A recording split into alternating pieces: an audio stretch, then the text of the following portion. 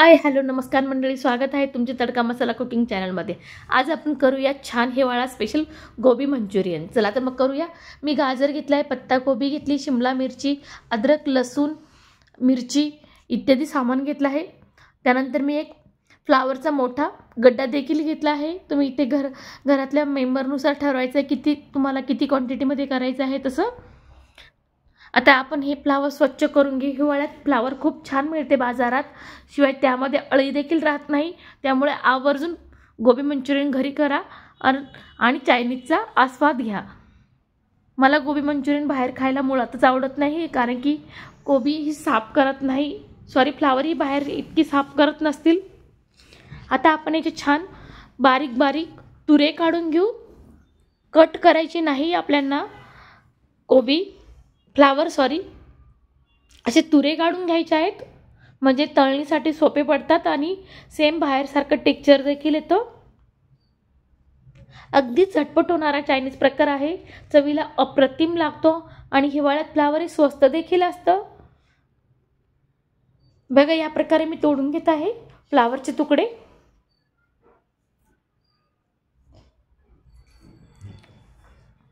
मुलांना असे पदार्थ बाहेरचे फार आवडतात। आपण बाहेर न जाता आपण त्यांना घरीच करू शकतो असे पदार्थ।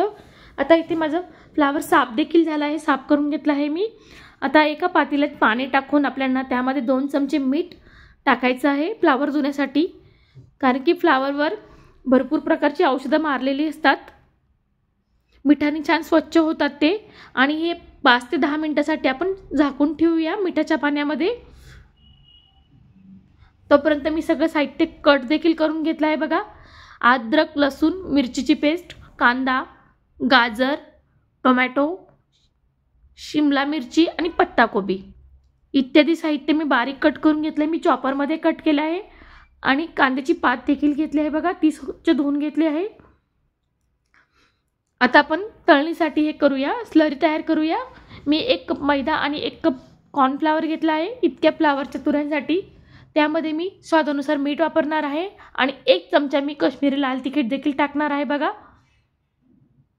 अगदी झटपट तयार होतं, चवीला अप्रतिम लागतं। आणि मी इथे काळी मिरी पावडर देखील वापरले 1 चमचा।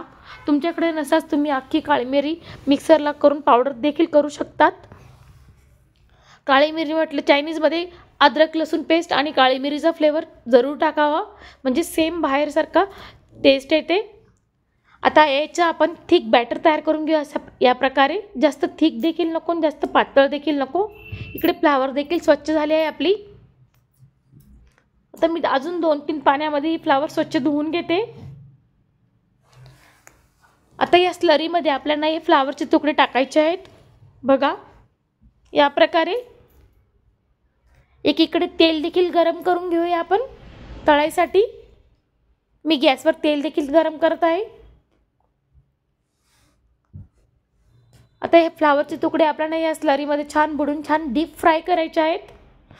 इथे लक्षात असू द्यायचं आहे, आपल्याला गॅसची फ्लेम ही मोठीच पाहिजे आहे, म्हणजे कुरकुरीत तळले जातात, छान तळले जातात। मी तेल कडकडीत तापून घेतलं आणि त्यानंतर हे फ्लावरचे तुरे त्यामध्ये टाकत आहे। बघा, अगदी छान कुरकुरीत होतात, तेलकट देखील होत नाही त्यामध्ये आपण कॉर्नफ्लॉवर वापरल्याने। आपण फ्लावरची भाजी तर नेहमीच करतो, पण तुम्ही कधी असे गोबी मंचुरियन करून बघा, तुम्हाला नक्कीच आवडतील।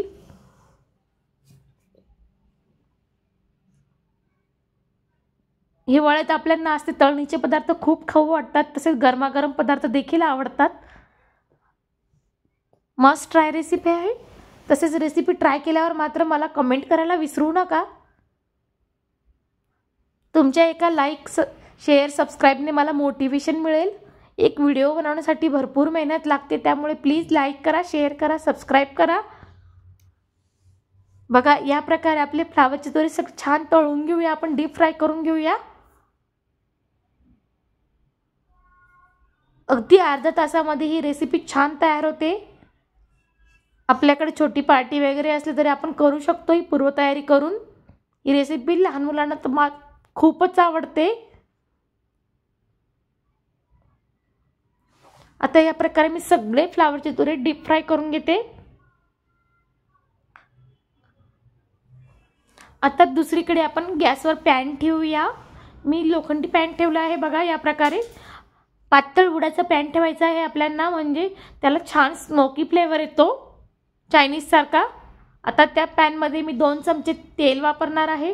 तेल कडकडत गरम झाल्यावर आपल्याला याच्यामध्ये अद्रक, लसूण आणि मिरचीचे आपण जे चॉप केले आहे ते बारीक ते टाकायचं आहे। त्याचा छान सुगंध पसरला की त्यामध्ये आपण कांदा टाकूया। इथे लक्षात असू द्यायचं आपल्याला गॅसची फ्लेम ही हाय फ्लेमवर हे सगळे पदार्थ टाकायचे आहेत आपल्याला। त्यानंतर गाजर, पत्तागोबी आणि शिमला मिरची हे देखील मी याचे तेलातच टाकणार आहे आणि सगळ्यात शेवटी आपण टोमॅटो टाकणार आहे। आता हाय फ्लेमवर आपल्याला हे टॉस करून घ्यायचं आहे फक्त अगदी 1-2 मिनिटांसाठी।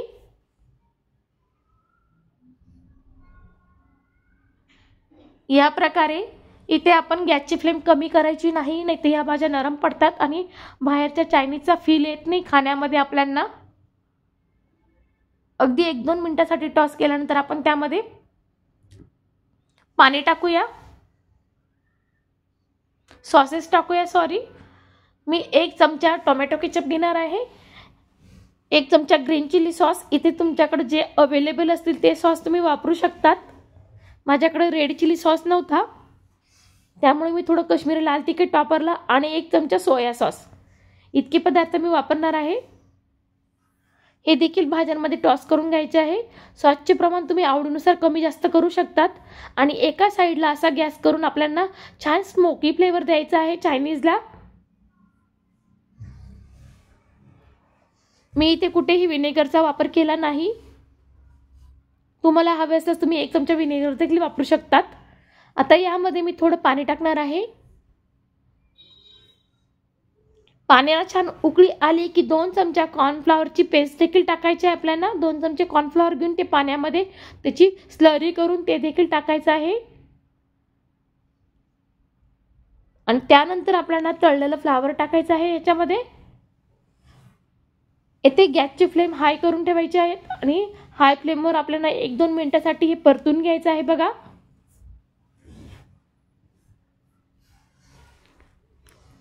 छान परतल्यानंतर आपण त्यामध्ये बारीक चिरलेला कोथिंबीर आणि बारीक चिरलेले कांद्याची पात देखील वापरायची आहे।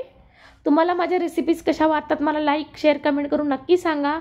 तसेच मी यूट्यूबवर नवीन असलेले मला तुमच्या सपोर्टची गरज आहे। प्लीज माझ्या चॅनलला सबस्क्राईब करा। आता सगळ्यात शेवटी मी इथे 1 चमचा soya sauce, dark soya sauce आणि 1 चमचा टोमॅटो केचप पुन्हा वापरणार आहे। दिसायला देखील छान दिसतं, कलर देखील छान येतो असे केल्यास। आणि सगळ्यात शेवटी आपण इथे चिरलेला बारीक कांद्याची पात आणि चिरलेली कोथिंबीर बारीक हे वापरणार आहोत। पुन्हा एकदा टॉस करून घ्यायचं आहे आपल्याला आणि गरमागरम सर्व करायचं आहे मंडळी। खूप भन्नाट चवीचं बनतं, नक्की ट्राय करा। हिवाळ्यात असले पदार्थ खाल्लेच पाहिजे। बाहेर खाण्यापेक्षा आपण घरी हायजीन पद्धतीने हे पदार्थ करतो म्हणून आपण नक्की ट्राय करा। आता सर्व करूया चला। अशा लोखंडाच्या पातळ बुडाच्या कढईत केला छान स्मोकी फ्लेवर येतो चायनीजचा, त्यामुळे ही टिप जरूर फॉलो करा। आता आपण सर्व करूया गरमागरम गोबी मंचुरियन। बघा, बघूनच तोंडाला पाणी येते ना मंडळी। चवीला देखील अप्रतिम बनतं। कमी साहित्यात आपण ही रेसिपी दाखवण्याचा प्रयत्न केला आहे। चला तर मग गरमागरम गोबी मंचुरियन खायला।